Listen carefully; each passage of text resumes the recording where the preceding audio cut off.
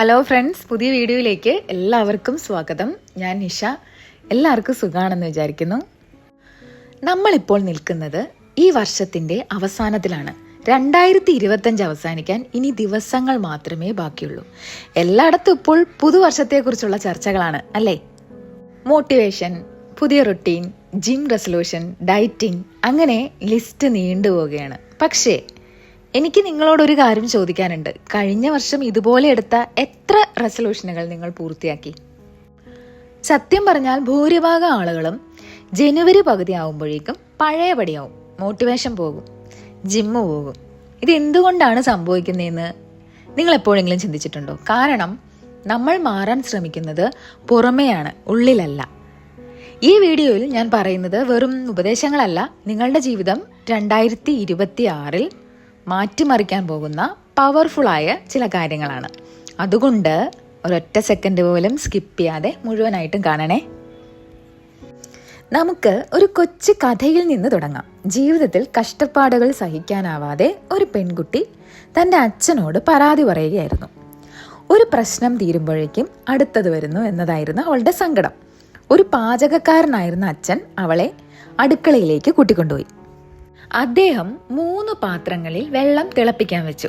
വെള്ളം തിളച്ചപ്പോൾ ഒന്നാമത്തെ പാത്രത്തിൽ കുറച്ച് ക്യാരറ്റും, രണ്ടാമത്തെ പാത്രത്തിൽ ഒരു മുട്ടയും, മൂന്നാമത്തെ പാത്രത്തിൽ കുറച്ച് കോഫി ബീൻസ്, അതായത് കാപ്പിക്കുരുവും ഇട്ടു. 20 മിനിറ്റിന് ശേഷം അദ്ദേഹം മകളോട് അവ പരിശോധിക്കാൻ പറഞ്ഞു. തിളച്ച വെള്ളത്തിൽ വീണതോടെ കട്ടിയുള്ള ക്യാരറ്റ് വെന്ത് മൃദുവായി പോയി. അതായത് പ്രതിസന്ധിക്ക് മുന്നിൽ അത് തളർന്നുപോയി. നേർത്ത തോടിനുള്ളിൽ ദ്രാവകമായിരുന്ന മുട്ട തിളച്ച വെള്ളത്തിൽ കിടന്ന് ഉള്ളിലടക്കം കട്ടിയുള്ളതായിട്ട് മാറി. പ്രതിസന്ധി അതിനെ കഠിനചിത്തനാക്കി മാറ്റി. എന്നാൽ കാപ്പിക്കുരു വ്യത്യസ്തനായിരുന്നു. അത് വെള്ളത്തിൽ കിടന്ന് സ്വയം മാറുന്നതിനു പകരം ആ വെള്ളത്തെ തന്നെ മാറ്റിമറിച്ചു. അത് മനോഹരമായ സുഗന്ധമുള്ള കാപ്പിയായി മാറി. അപ്പോൾ നമ്മുടെ ജീവിതത്തിലെ പ്രശ്നങ്ങളാണ് ഈ തിളച്ച വെള്ളം. നിങ്ങൾ ക്യാരറ്റിനെ പോലെ തളർന്നു പോകണോ? മുട്ടയെ പോലെ പരുക്കൻ സ്വഭാവക്കാരനാണോ? അതോ കാപ്പിക്കുരുവിനെ പോലെ ആ പ്രതിസന്ധിയെ പോലും ഒരവസരമാക്കി മാറ്റി പുതിയ റിസൾട്ട് ഉണ്ടാക്കണോ എന്ന് നിങ്ങളുടെ മാത്രം തീരുമാനമാണ്. ഇതിനെയാണ് മൈൻഡ് സെറ്റ് എന്ന് പറയുന്നത്. നിങ്ങളുടെ ജീവിതഗതി മാറ്റാൻ ഈ 3 കാര്യങ്ങൾ ഈ വർഷം മനസ്സിൽ കുറിച്ചിടുക. അതിൽ ഒന്നാമത്തേത് മോട്ടിവേഷന് പിന്നാലെ ഓടുന്നത് നിർത്തുക. പലരും പറയാറുണ്ട്, എനിക്കിപ്പോൾ ഒന്നും ചെയ്യാൻ മോട്ടിവേഷൻ കിട്ടുന്നില്ല എന്ന്. നോക്കൂ, മോട്ടിവേഷൻ എന്നത് വെറും ഒരു വികാരം മാത്രമാണ്. സന്തോഷം വരുന്നത് പോലെ അത് വരും, അത് പോകും. മോട്ടിവേഷൻ വരാൻ കാത്തിരുന്നാൽ നിങ്ങളുടെ ജീവിതം ആരും മാറ്റാൻ വരില്ല. അപ്പോൾ ശരിക്കും ജീവിതം മാറുന്നത് ഡിസിപ്ലിൻ കൊണ്ടാണ്. രാവിലെ എഴുന്നേൽക്കാൻ മടിയുള്ള ദിവസം, ഒന്നും ചെയ്യാൻ തോന്നാത്ത ദിവസം, അപ്പോഴാണ് നിങ്ങൾ ശരിക്കും പണിയെടുത്ത് തുടങ്ങേണ്ടത്. മഴ പെയ്യുന്നു, തണുപ്പാണ്, കിടന്നുറങ്ങാൻ തോന്നുന്നു. ഇത് നമ്മുടെ മനസ്സിൻ്റെ ഓരോ ന്യായീകരണങ്ങളാണ് കേട്ടോ. ആ മനസ്സിനോട് ഇല്ല, എനിക്കിന്നിത് ചെയ്തേ തീരൂ എന്ന് പറയാൻ നിങ്ങൾക്ക് കഴിയണം. ലോകത്തിലെ ഏറ്റവും വലിയ യുദ്ധം നടക്കുന്നത് എവിടെയാ? അത് നമ്മുടെ ഉള്ളിലാണ്. നിങ്ങളുടെ മനസ്സിനെ നിങ്ങൾ തോൽപ്പിച്ചാൽ ലോകത്തെ നിങ്ങൾക്ക് കീഴടക്കാം. അപ്പോൾ ഒന്നാമത്തേത് മോട്ടിവേഷന് പിന്നാലെ ഓടുന്നത് നിർത്തുക. ഇനി രണ്ടാമത്തേത് റിസൾട്ടിനെ കുറിച്ച് പേടിക്കുന്നത് നിർത്തുക. അതായത് ഫലത്തെക്കുറിച്ച് ചിന്തിക്കാതെ പ്രവൃത്തിയിൽ ശ്രദ്ധിക്കുക. നമ്മുടെ വലിയ പ്രശ്നം എന്താണെന്നറിയോ? നമ്മൾ ഒരു കാര്യം തുടങ്ങുന്നതിന് മുൻപേ അതിൻ്റെ അവസാനത്തെക്കുറിച്ച് ആലോചിച്ച് ടെൻഷൻ അടിക്കും. ഞാനൊരു ബിസിനസ് തുടങ്ങിയാൽ അത് പരാജയപ്പെടുമോ? ഞാൻ പഠിച്ചാൽ പരീക്ഷയിൽ മാർക്ക് കുറയുമോ?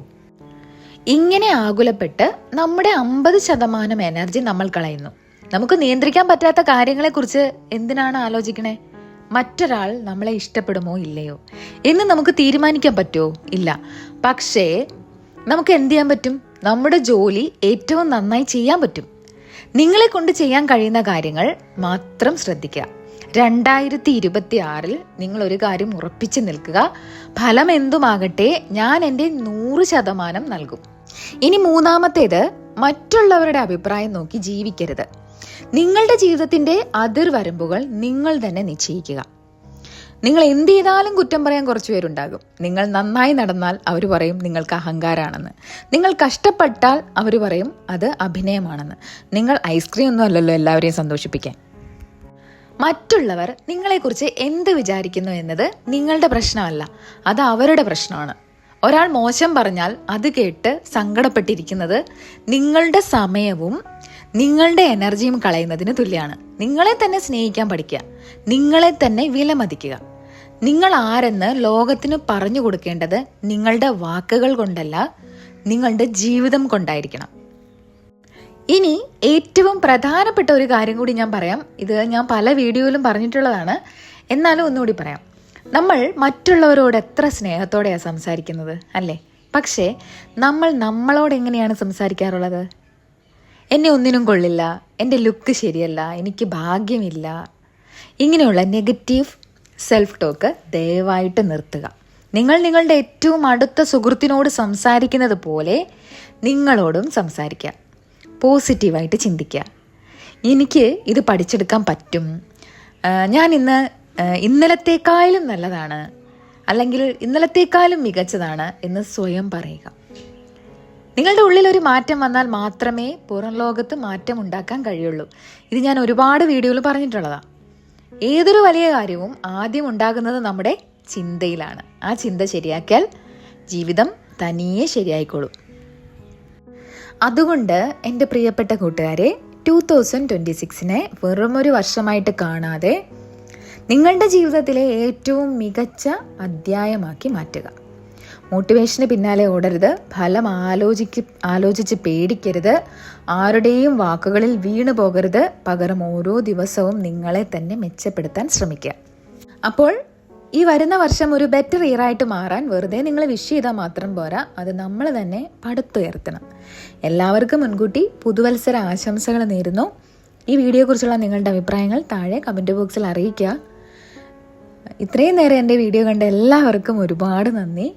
ഇനി അടുത്ത വീഡിയോയിൽ വീണ്ടും കാണാം. താങ്ക്